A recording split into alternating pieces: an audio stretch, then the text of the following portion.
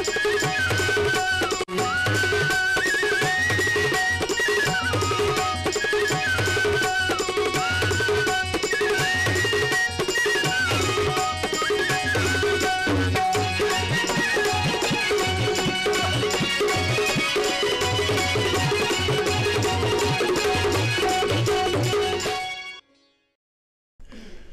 बेटा का स्कूल का रिजल्ट आने वाला है, आज मैडम से पूछना पड़ेगा। देखते हैं क्या बोलते। हेलो, हाँ मैम, मेरा बेटा यश का क्या रिजल्ट का? नहीं बताइए ना। क्या पूरे स्कूल में टॉप किया है? ओह माय गॉड, बहुत अच्छी बात मैम, बहुत बहुत खुश है मैम। एकदम एकदम मिठाई हम हस्बैंड वाइफ दोनों लेकर के आएंगे आपके लिए मिठाई, और वहाँ पे खिलाएंगे। कहाँ है? ठीक है, हस्बैंड मेरे आगे। ठीक है मैम, बाय। अरे हाँ, अरे सुनिए ना। अरे सुनिए ना, छोड़िए ना। अभी जानते हैं आपके लिए बहुत बड़ी खुशखबरी है। खुशखबरी? हाँ, क्या है ना कि अपना बेटा पूरे स्कूल में टॉप किया है। हाँ? टॉप किया है? अब तो सही में लगता है ना पढ़ाना सार्थक हो गया। लेकिन अब खुशखबरी वाली बात तो है, लेकिन एक समस्या भी है। अरे सुनिए, समस्या छोड़िए। तो क्या है ना कि मैडम बोली है क्या कि स्कूल में मिठाई का डब्बा लेके आने के लिए। अरे सुनिए तो सही, हम लोगों को अब गांव जाना होगा। क्या? हाँ। क्या बकवास कर रहे हैं? अरे बकवास नहीं, सही बोल रहा हूँ। हम लोगों को गांव जाना होगा। कैसे बाप हैं आप? इतना सुनते हैं क्या कि बच्चा टॉप करता है तो माँ बाप सपना देखने लगता है कि उसको यहाँ भेजेंगे वहाँ भेजेंगे। आप सीधे शहर से उठा के गांव लेके जाइएगा। शहर के खर्च अब नहीं उठा पाएंगे हम लोग का। गांव में घर है, खेत है, सारा ऐसे ही फेंका रहा है, इधर उधर हो रहा है। और गांव में बच्चा को लेके जाइएगा, उसका पूरा पढ़ाई बर्बाद करवा दीजिएगा, उसके बाद क्या करेगा वो? सर गांव का स्कूल देखिएगा ना, बढ़िया बढ़िया बिल्डिंग, बड़ी सब शिक्षक बढ़िया पढ़े लिखे शिक्षक आए हुए हैं। सब लोग बहुत अच्छे शिक्षक आए। हम गए थे ना 1 महीना पहले गांव, तो हाँ। वहाँ सर बता रहे थे, सर से मिले थे तो बता रहे थे कि अपना जो सरकार है ना, शिक्षा नीति लाया है, नई शिक्षा नीति। उसमें बहुत सारा चीज है बच्चों के पढ़ने के लिए, खेलने के लिए, उसके विकास के लिए बहुत सारी बातें हैं। अब हम क्या क्या समझाएं? देखिए, आप गांव के लेके परेशान मत होइए, समझे ना। गांव में भी सारी सुविधाएं मौजूद हैं, ठीक है। तो जो यहाँ पे बच्चा को स्कूल में सब कुछ सुविधा मिलता है वो सब? हाँ बिल्कुल मिल रहा है। अब देखिए, आप मेरी बात से सहमत नहीं है, बताइए। नहीं, आप उसके पिता हैं तो उसके भविष्य के लिए तो आप भी अच्छा देखिए, सोचिएगा। अगर मेरी बात से आप सहमत नहीं है तब भी मैं आपको हमारे जानकार में एक सर है। सर? कौन सर? योगेंद्र लाल सर। अच्छा। समझे ना, वो बहुत बड़े शिक्षाविद हैं। मैं उनसे आपको मिलवाता हूँ, अपने पास ही तो रहते हैं। हाँ, ये बहुत अच्छा लगा। हम एक बार मिल लेंगे, संतुष्ट हो जाएंगे, तब हम अपने बच्चे को लेकर के गाँव ठीक जाएंगे। है, चलिए आपको हम लेके चलते हैं और उनसे मिलवाते हैं, ठीक है ना। हाँ, लेकिन हाँ, चलने से पहले एक रिपोर्ट भी देख लीजिए। भारत में बुनियादी शिक्षा की अवधारणा बहुत ही पुरानी है। महात्मा गांधी द्वारा प्रतिपादित बुनियादी शिक्षा की अवधारणा एक ऐसी शिक्षा प्रणाली की ओर इशारा करती है जो जीवनोपयोगी, व्यावहारिक और आत्मनिर्भर बनाने वाली है। हमारे राष्ट्रपिता महात्मा गांधी ने Wardha scheme of basic national education के रूप में जानी जाने वाली एक नई शिक्षा प्रणाली का प्रस्ताव रखा था। उन्होंने शिक्षा में शारीरिक श्रम और हस्तशिल्प के महत्व पर बल दिया था और मातृभाषा में शिक्षा देने का आह्वान किया। गांधी जी का मानना था कि शिक्षा ऐसी होनी चाहिए जो विद्यार्थी को केवल शिक्षित ही नहीं करे, बल्कि शारीरिक रूप से सक्रिय भी बनाए। इससे घर, परिवार और समाज का हित जुड़ा हो। उन्होंने पाठ्यक्रम में हस्तकला, कुटीर उद्योग, बुनाई, काष्ठकला, कृषि आदि को शामिल करने पर बल दिया ताकि बच्चे को कमाने योग्य बनाया जा सके।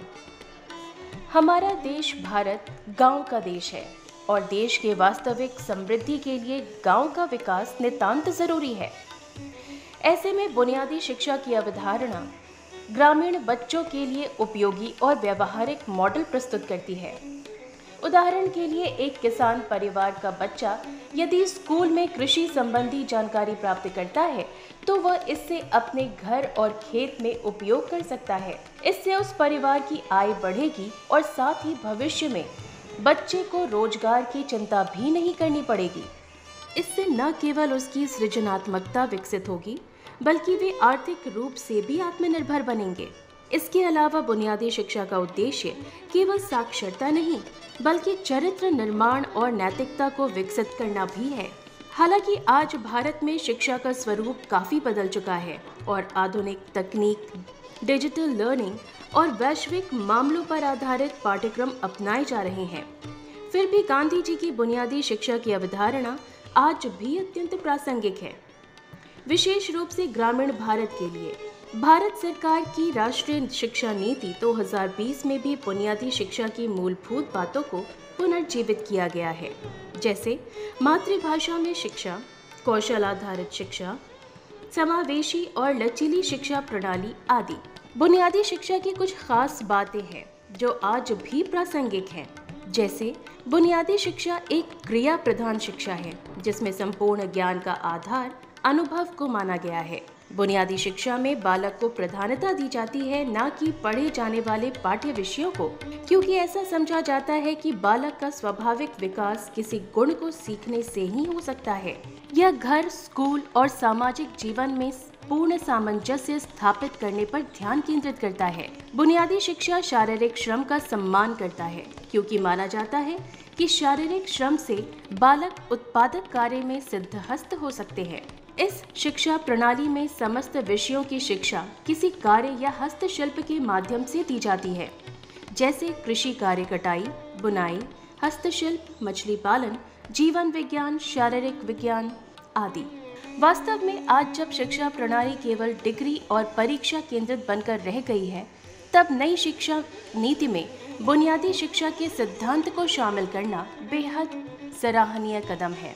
ग्रामीण भारत के बच्चे जो आज भी संसाधनों की कमी और सामाजिक बाधाओं से जूझ रहे हैं, उनके लिए बुनियादी शिक्षा आशा की एक नई किरण बन गई है। इससे न केवल हमारी शिक्षा प्रणाली सशक्त होगी, बल्कि हमारे ग्रामीण समाज का समग्र विकास भी संभव होगा। प्रणाम सर जी। प्रणाम प्रणाम। ये सर हमारी पत्नी हैं। अच्छा, नमस्ते। नमस्ते सर आपके बारे में इनको बता रहे थे, पर बहुत कुछ समझाया सर, लेकिन समझे नहीं। हम लोग असमंजस में हैं सर आजकल कि यहाँ काम उम नहीं मिल रहा है, तो गांव जाने की बात सोच रहे थे। और गांव की बात जैसे किए तो ये बच्चे को लेके रह गया कि अब उसका शिक्षा कैसे होगा, बढ़िया शिक्षा नहीं मिलेगा। तो अब बताइए सर, क्या छोटे बच्चों के जो बुनियादी शिक्षा है और गांव में नहीं मिलेगी? बिल्कुल, आप बैठिए ना। सर, हाँ। क्यों नहीं मिलेगी? सर हम ये कहना चाह रहे हैं ना, वो क्या है ना कि हमारा बच्चा शहर में पढ़ता है, ये अचानक इनका काम छूट गया, ये बोले क्या कि हमको जाना है गांव में, और गांव में बहुत अच्छे से पढ़ाई लिखाई हो रही है बच्चे लोग की, तो वहीं पर बच्चा का एडमिशन करवा देंगे और वहीं पर बच्चा पढ़ाई करेगा। सर हम आपसे ये जानना चाहते हैं कि ग्रामीण बच्चे और बुनियादी शिक्षा के बारे में ज़रा हमको बताइए, तभी हम समझें। देखिए, सबसे पहली जो चिंता आपकी है कि गांव में बच्चों की पढ़ाई अच्छी नहीं हो सकेगी जितने शहर में होती है, वो बात अब नहीं है, क्योंकि गांव में भी अच्छे स्कूल हैं, अच्छे टीचर्स हैं और उनको बराबर ट्रेनिंग दी जाती है। और दूसरी बात ये है कि गांव के स्कूल में भी प्रबंधन समिति बनी हुई है और वही लोग गांव के शिक्षा के विकास की योजना बनाते हैं। इसीलिए अब इस चिंता को अब बिल्कुल अपने मन से दूर कर दीजिए कि गांव में रह के बच्चे नहीं पढ़ेंगे। ग्रामीण बच्चों का भी बहुत बहुत ख्याल रखा जा रहा है। जी सर। ऐसे में सर बुनियादी शिक्षा के बारे में सर बताइए सर। हाँ, बुनियादी, देखिए सबसे बड़ी बात यह है कि बच्चों का नींव या बुनियाद, जो शिक्षा का बुनियाद है, वो अगर मजबूत होगा तो बच्चे ठीक से सीख सकेंगे, उतना सीख सकेंगे जितना उनको जिस क्लास में सीखना चाहिए। एक बात तो ये होगी। और दूसरी बात कि सीखने का जो साधन है, जो पढ़ाने का जो किताब है, चाहे पढ़ाने के लिए जो बच्चों के साथ जो क्रियाकलाप गतिविधि कराई जाएगी, वो उतना रोचक मनोरंजक होगा, भय मुक्त वातावरण में होगा, कि उसके चलते बच्चों की पढ़ाई में रुचि बढ़ेगी। तो रुचि बढ़ेगी, पढ़ने की सामग्री अच्छी बनी, पढ़ाने का तरीका अच्छा है, तो निश्चय ही गांव में भी रह के बच्चे अच्छा करेंगे। जहाँ तक बुनियाद की बात है, नई शिक्षा नीति में अगर देखें, पहले से भी वैसे सबकी शिक्षा की जो बात होती थी तो 3 बात होती थी। एक तो ये कि सभी बच्चे स्कूल में नामांकित हों, और जो बच्चे आ गए स्कूल में उनका छीजन नहीं हो, और तीसरा कि सबकी उपलब्धि, सबकी सीख उतनी हो जाए जो उनके पाठ्य पुस्तक के हिसाब से सीखना चाहिए। जी सर।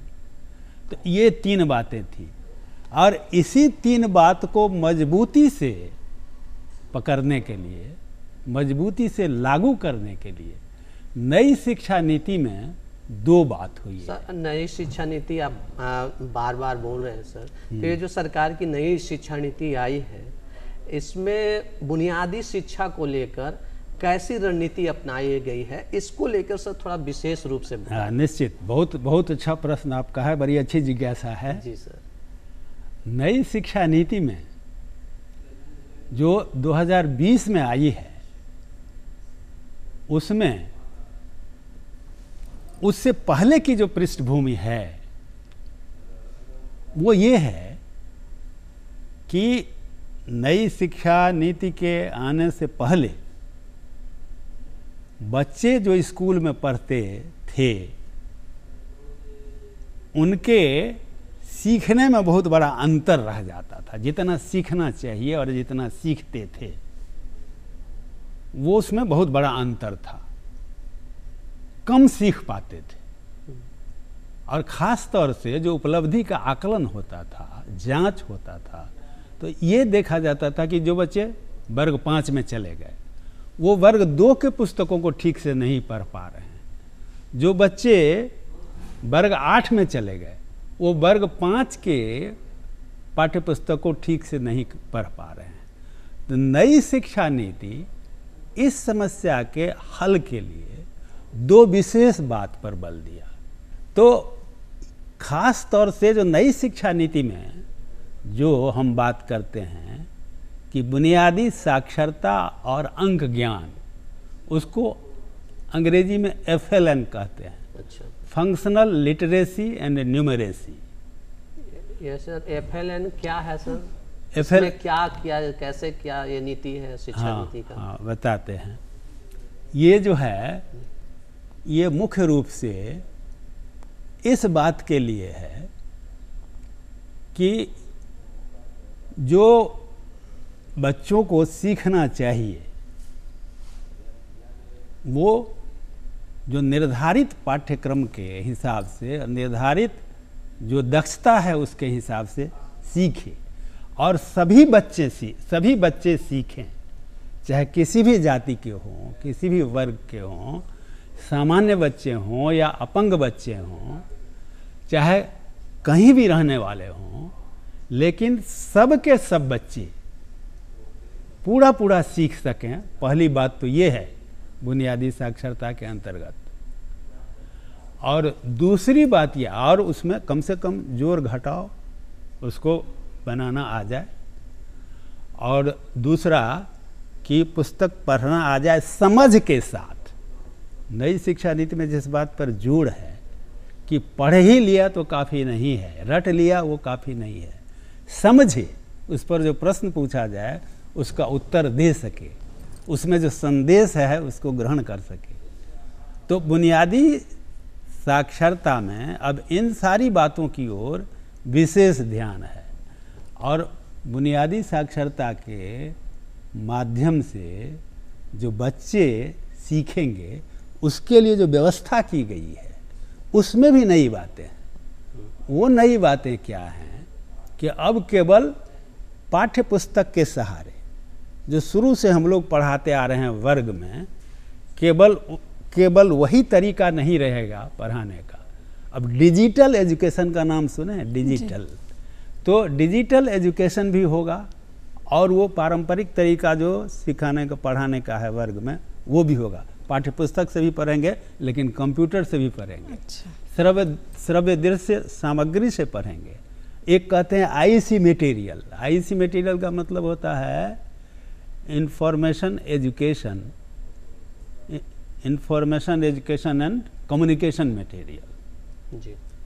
तो इसका उसके लिए चार्ट के माध्यम से, पोस्टर के माध्यम से, फ्लैश कार्ड होता है। फ्लैश कार्ड मतलब अक्षर कार्ड, अंक कार्ड, गणित का जो है वो सब हिसाब से जुड़ा हुआ कार्ड, और ख़ास करके किट्स बनाया गया है, माने एड्स, उसको TLM बोलते हैं, टीचिंग लर्निंग मटेरियल।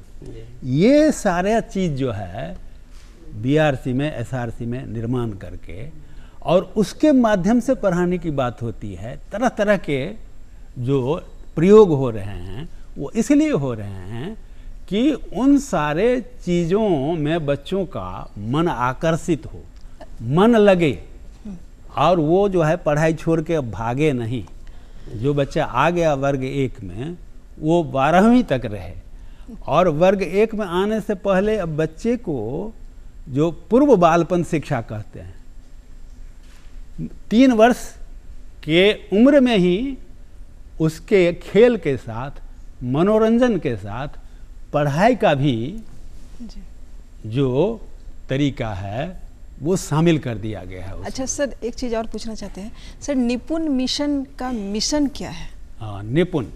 अब ये जो आप बड़ा अच्छा आपने जोड़ा, ये फंक्शनल जो है लिटरेसी एंड न्यूमरेसी जो हम कहते हैं, बुनियादी साक्षरता और अंक ज्ञान, इसे देने के लिए भारत सरकार ने ये निपुण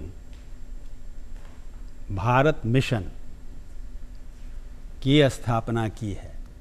और ये मिशन का मतलब होता है कि जो चीज़ सबसे अधिक प्राथमिकता में हो, निपुण मिशन का मिशन है कि ये जो बुनियादी साक्षरता बच्चों में देनी है, उसके लिए एक तो जो आवश्यक प्रशिक्षण बराबर देते रहना है शिक्षकों का, वो व्यवस्था हो, और दूसरा कि उसके लिए जिस तरह की सामग्री की ज़रूरत है, पढ़ाई की सामग्री, उन सामग्रियों की व्यवस्था हो। डिजिटल एजुकेशन की जो बात कह रहे थे, कंप्यूटर की व्यवस्था हो और उसके माध्यम से भी शिक्षण हो, और बच्चों के लिए वैसा अवसर दें कि बच्चे प्रश्न पूछ सकें जी, ताकि उनकी समझदारी पक्की हो।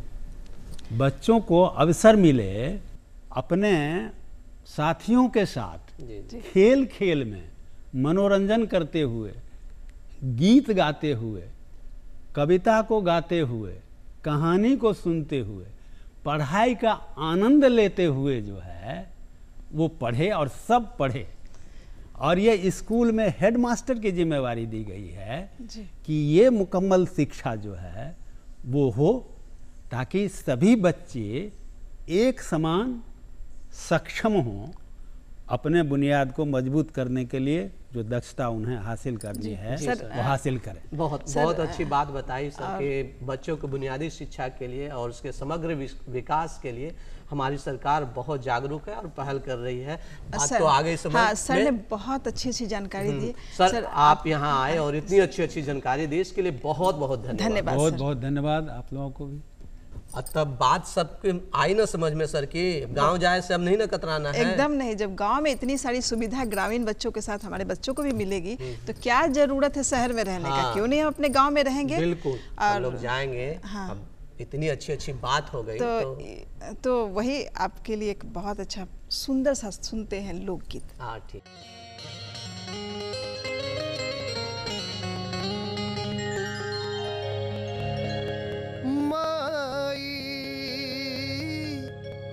के मन स्नेह के सागर अपार आचर के दुधावा पावन आचर के दुधावा पावन अमृत के धार हा माई के मन स्नेह के सागर अपार हा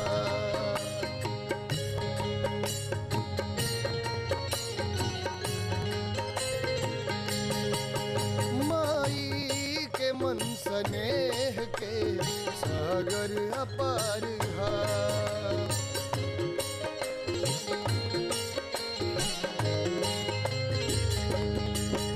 आचर के दुधावा पावन आचर के दुधावा पावन अमृत के धार हा माई के मन स्नेह के सागर अपार हा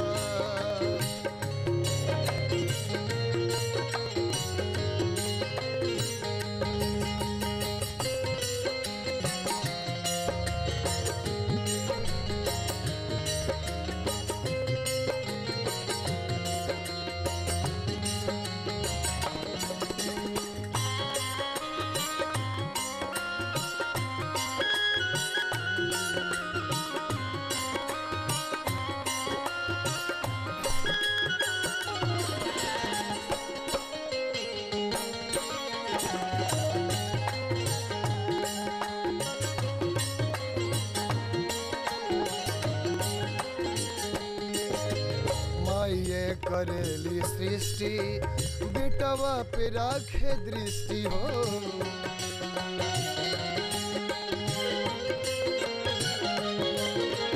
गोदी में ले दुलारे को बहू न बिसारे हो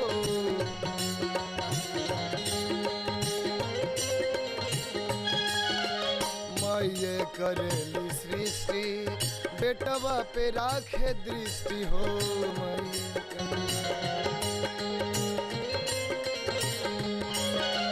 गोदी में ले दुलारे कबहू न बिसारे हो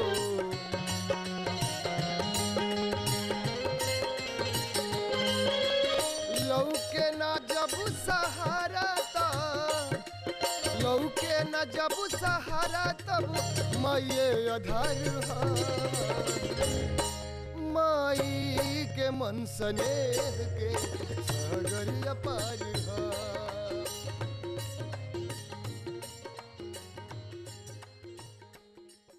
कितना प्यारा कितना सुंदर लोकगीत था। अच्छा लगा ना? बहुत अच्छा लगा। इतनी अच्छी बातें हुई और इतना प्यारा गीत सुने। तो सुने या देखे नहीं, बिल्कुल है ना? तो सुने देखे। हाँ, तो अब वक्त हो चुका है आपसे विदा लेने का। अगर आपके मन में हमारे कार्यक्रम से संबंधित किसी प्रकार का प्रश्न हो, विचार हो, तो आप हमें लिख सकते हैं। हमारा पता है कार्यक्रम गांव घर, निदेशक दूरदर्शन केंद्र, फ्रेजर रोड, पटना 8,01,। और हमारा ईमेल आईडी है directordk@gmail.com। जी हाँ, इसी के साथ हम सबको दीजिए विदा। नमस्कार। नमस्कार। नमस्कार।